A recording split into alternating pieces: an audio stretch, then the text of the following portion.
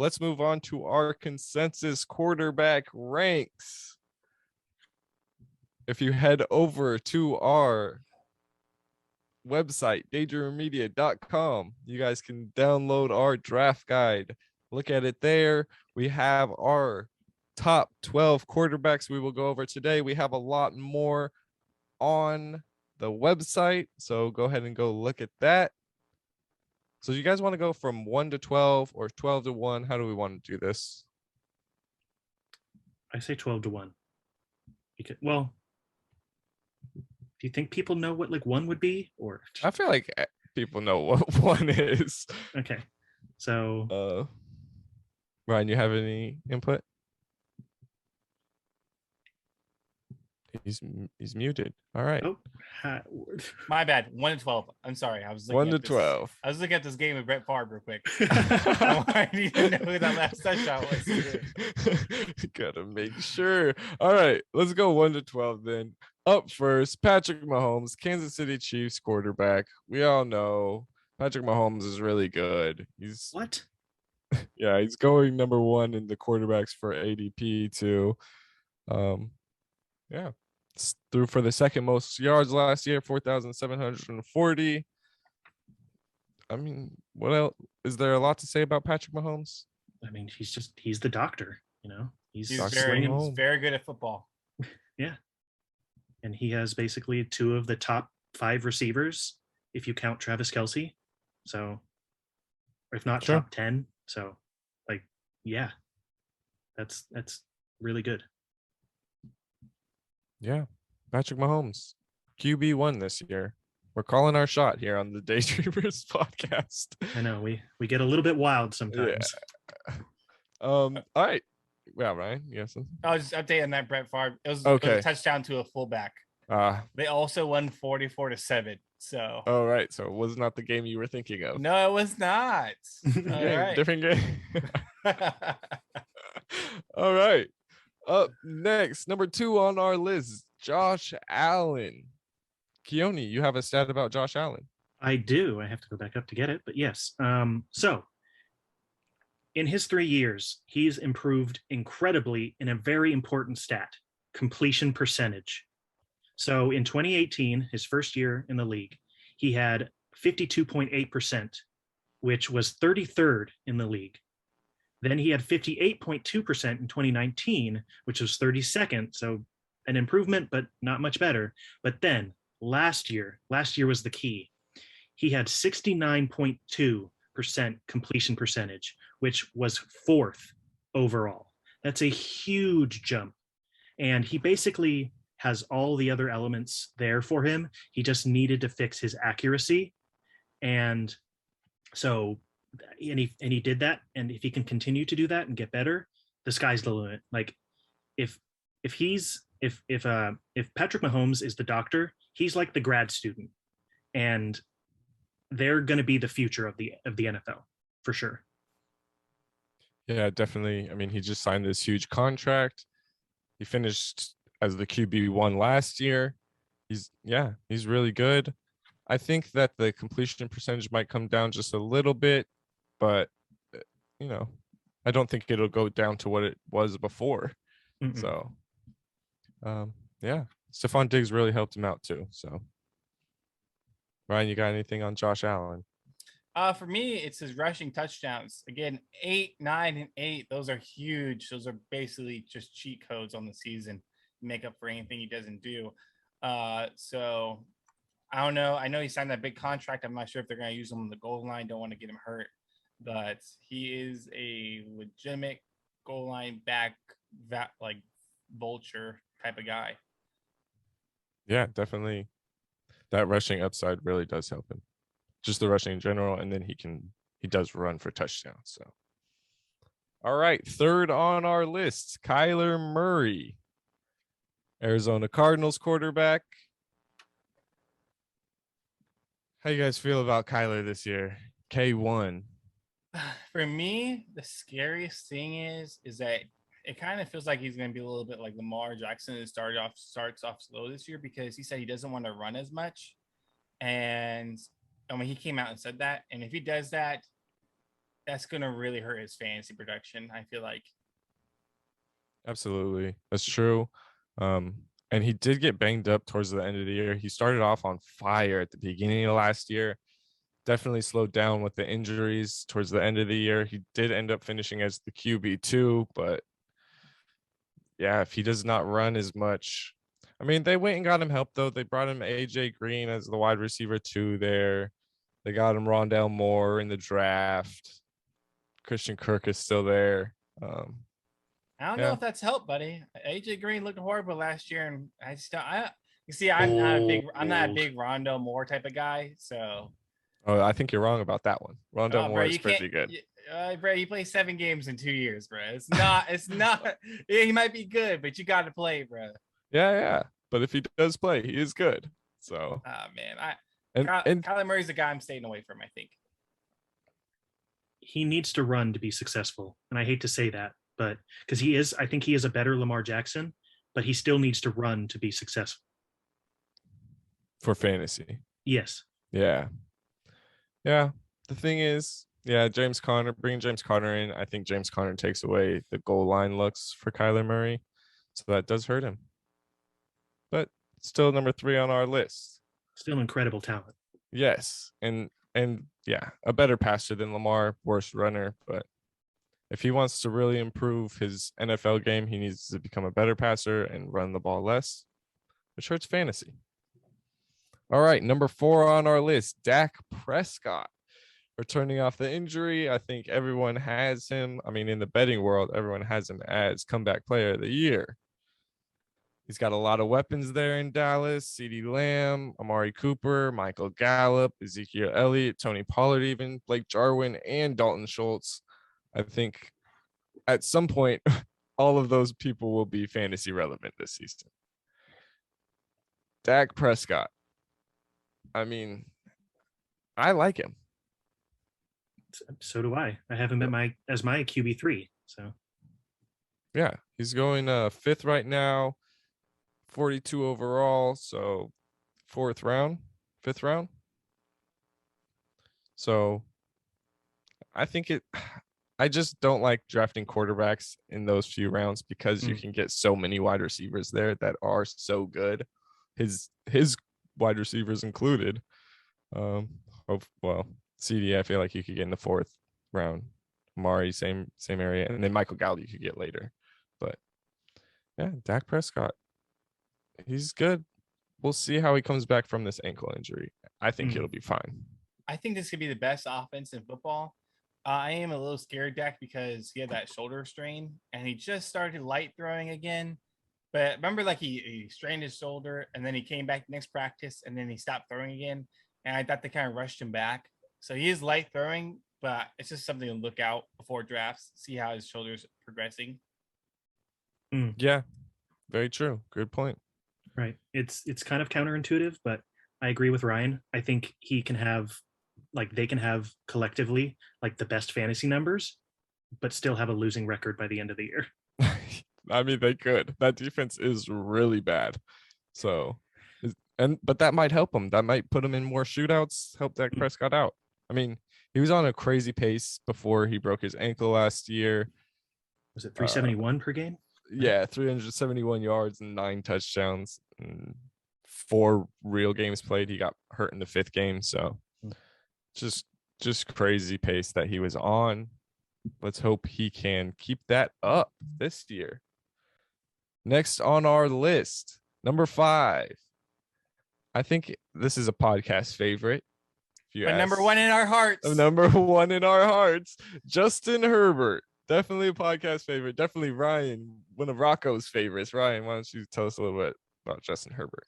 He's a big arm, better offensive line, great weapons. Mike Williams, Austin Eckler, Keenan Allen, a bunch of guys who are fast, who are going to be 4th options. Jared Cook in the red zone. Remember, look at the Instagram _Dreamer Media to see the Jared Cook stats that we brought out for that 2 weeks ago.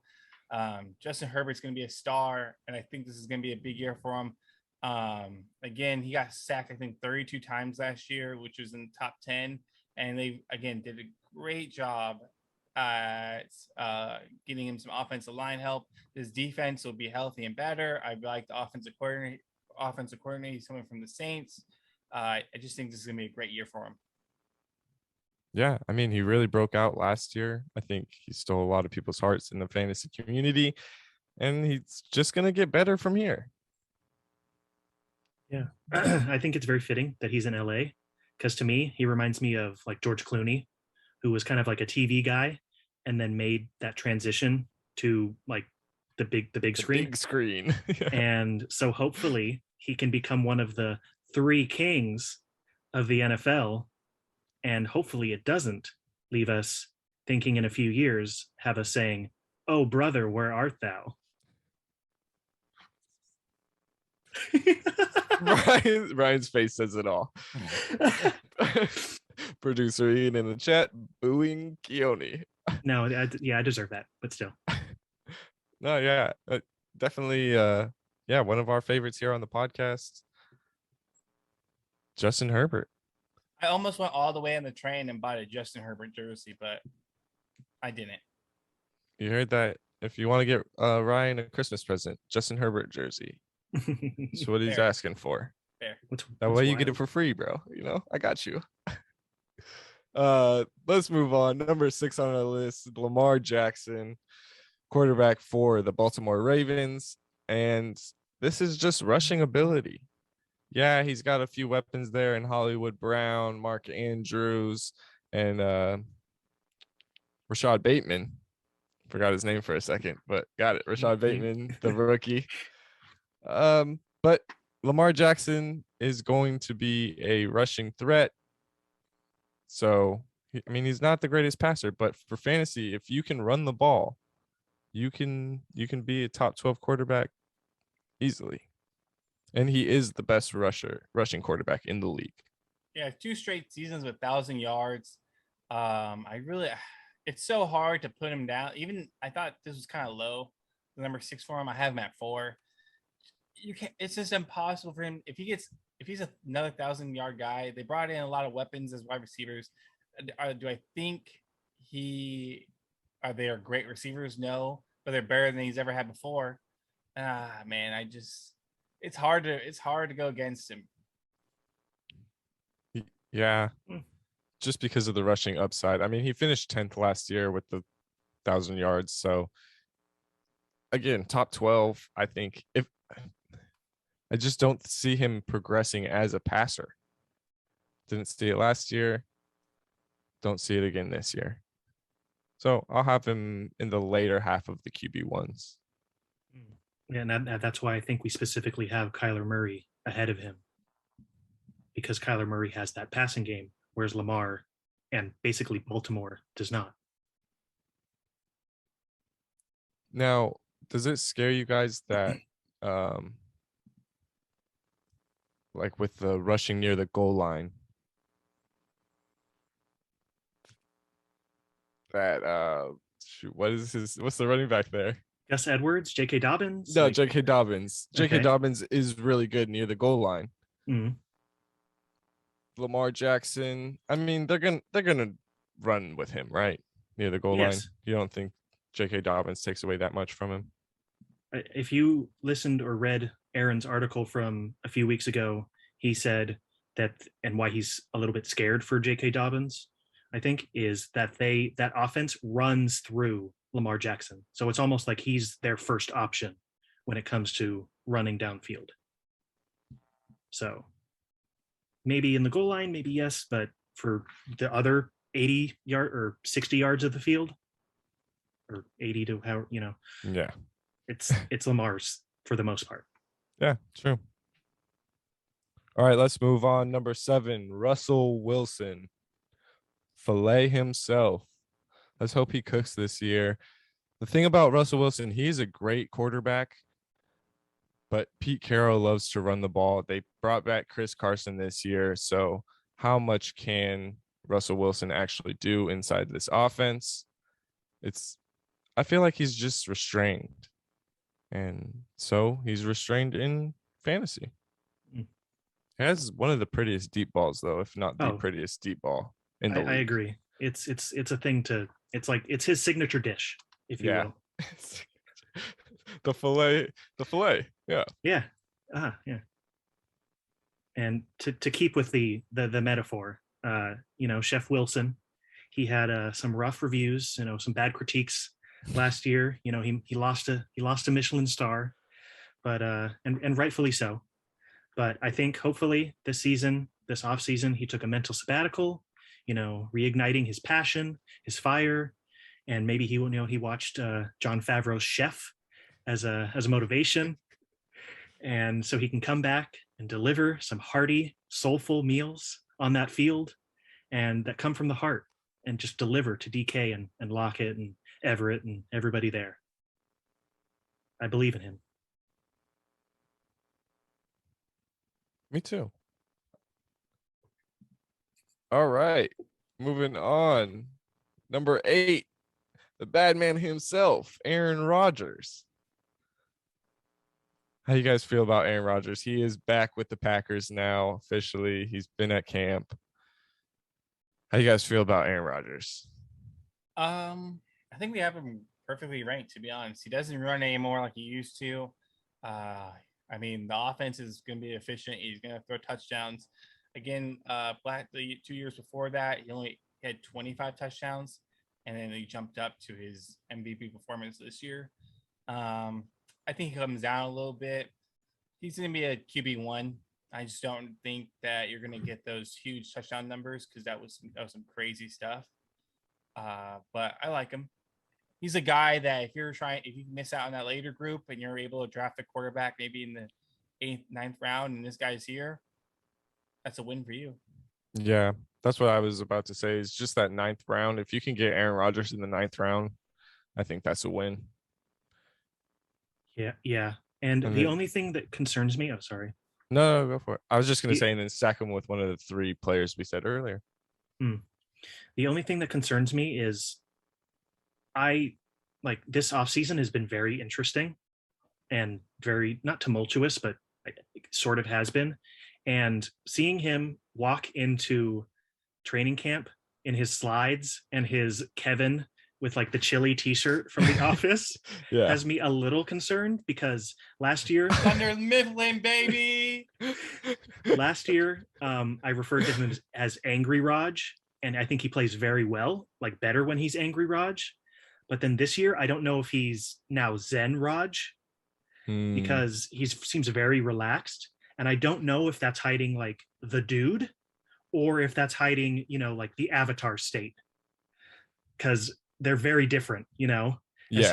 Has he ascended to a level where he's just like the guy that you have to unlock in a video game after putting hundreds of hours in and then just beats everybody's ass? Or is he just gonna kind of like sit back and just, throw from his couch? Hopefully it's the former. Yeah. And that's my only concern. But yeah, I feel you. He does play better as Angry Raj. I will agree with that. I do like the Zen Raj nickname though. So thank you. I think I will keep calling him that if you don't mind me stealing it. It's public domain for the Fantasy Daydreamers. Cool. Yeah, Zen Raj. Yeah. The thing is he's so talented that even if he is Zen Raj, he's still gonna be pretty good as a quarterback.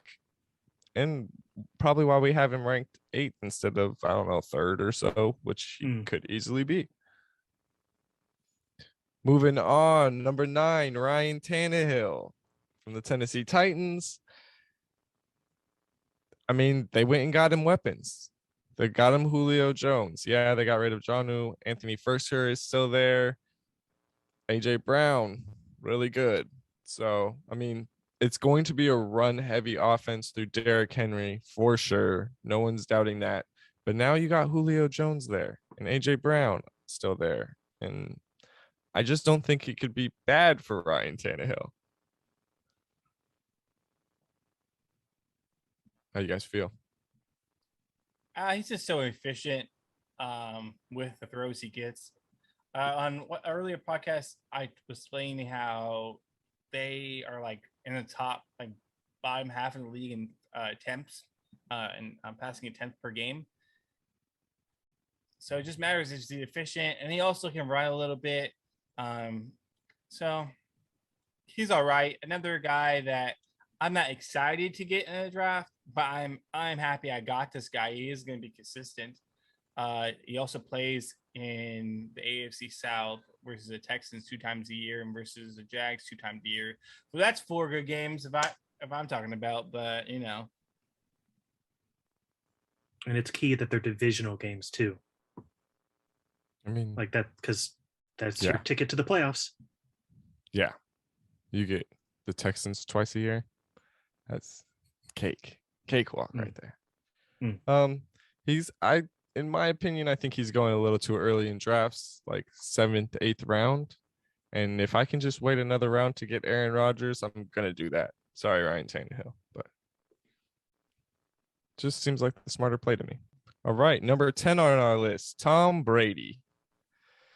We all know about Tom Brady, really good quarterback, lots of rings, blah, blah, blah, yada, yada, yada. Tom Brady does not run the ball, and that's what really hurts him in fantasy. He does not run the ball at all, really, but he has a lot of weapons still. Gronkowski, OJ Howard, Cameron Brate is now back off the pup. You got Mike Evans, Chris Godwin. I mean, Antonio Brown, Tyler Johnson, Scotty Miller. I mean, and Brady is good enough to where he will spread the ball around to all of these guys and he will find the open man. He's going to be consistent. It's just he doesn't run the ball.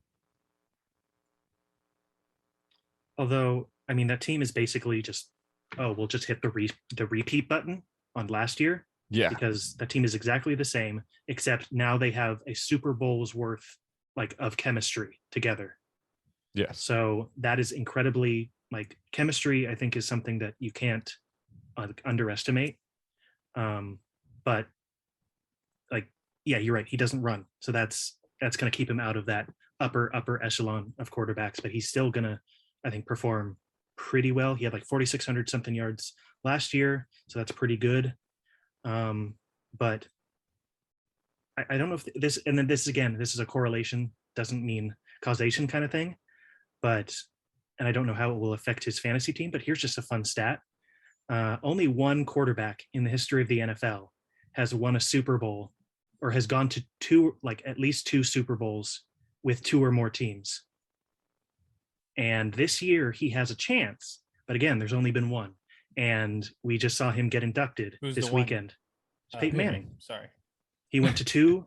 That's all right. He went to 2 with Indianapolis and 2 with the Broncos. I call that second one 1.5. I don't know if you went to that one, really. He was there. He was there. I don't know if he was there, though, Fair enough. But I'm just saying, it's only happened once in the history of the NFL. Can Tom Brady do it? We'll find out come the 2021 season. Yeah, I don't know. That's just a weird fact that in these mock drafts, I'm really only getting Brady if earlier in the draft, if I get Chris Godwin and Mike Evans to kind of stack them up. That's the only time I'm ever really going for Brady. Again, like you said, he doesn't rush. And he put some crazy stats. I mean, 40 touchdowns. That was his most touchdowns since 2007, where he had the 50 touchdown season. And and I know there's a big stat. Bruce Arians, quarterbacks get better in the second season, which is great, and they throw less interceptions. But Bruce Arians is a bitch, and Tom Brady's old. And Tom Brady's a little older, and I'm not going to doubt the GOAT because I won a lot of money off him last season. But again, I'm only looking for him when I stack up Mike Evans and Chris Godwin. Yeah. Again, this is another guy where you have to draft him earlier, even before Ryan Tannehill. And so I don't think I will be getting Tom Brady in any leagues this year. Number 11 on our list was traded from the Lions to the Rams, Matthew Stafford. Now, the Rams, I feel felt like they were just a quarterback away from going back to the Super Bowl. And so they went and got a guy that they feel could take them to that Super Bowl, to the promised land. And Matthew Stafford, he has a huge arm.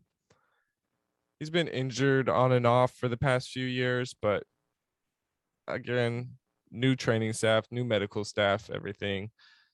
I'm not going to count on him getting injured again. I am going to count on him having a big arm like he's had. And now he has lots of weapons.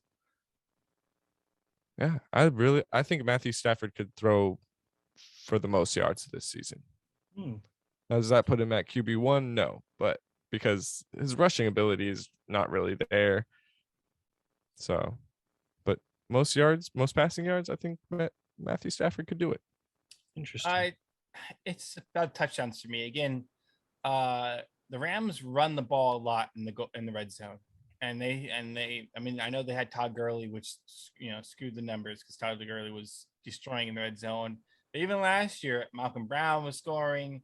Cam Akers later in the season when he came back, and Derrick Harrison had a couple of good games in red zone. They're going to run. Robert Woods even sneaks in there a few times. I'm scared that Matthew Stafford is going to lead the league in passing yards, but only have 26 touchdowns. Yeah. And that's cool, but that's not going to win you fantasy weeks. Yeah, that's true.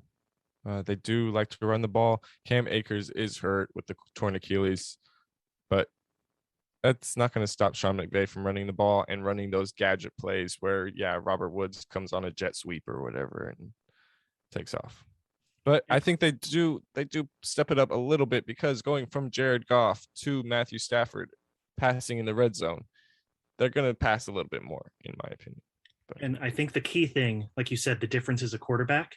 I think the difference that can really help the Rams this year and Matthew Stafford specifically is that I think there'll be like in a lot of close games, and the difference between Stafford and Goff, besides a lot of stuff, is Matthew Stafford can finish the game with a win. Like he has so many games where he has that final drive win for that team. And there's, how many, like 60 to 80 yards worth of points plus a touchdown. There you go. That might propel you from just behind to winning your week. Yeah. So I think that's going to be a huge difference this season in close games. Matthew Stafford can win those games. I can't wait to see how many times a game we get to see Clayton Kershaw in the Matthew Stafford picture of them being baseball playing teammates. Oh, they're both in LA. That first game is going to happen at least 2 times. Clayton Kershaw's coming to the game too. So 2 times that game, and then every single game after that, you're going to hear something about Matthew Stafford and Clayton Kershaw. Clayton Kershaw broke the curse and won his ring. Can Matthew Stafford do the same? Oh, bruh, I already hate announcers. It's all coming from like Joe Buck and Troy Aikman. Yeah, once a game. That's what 1.5 times a game. No, what's the over under for that? It's half a time. It's half a game. Yeah. Okay, I'll take the over.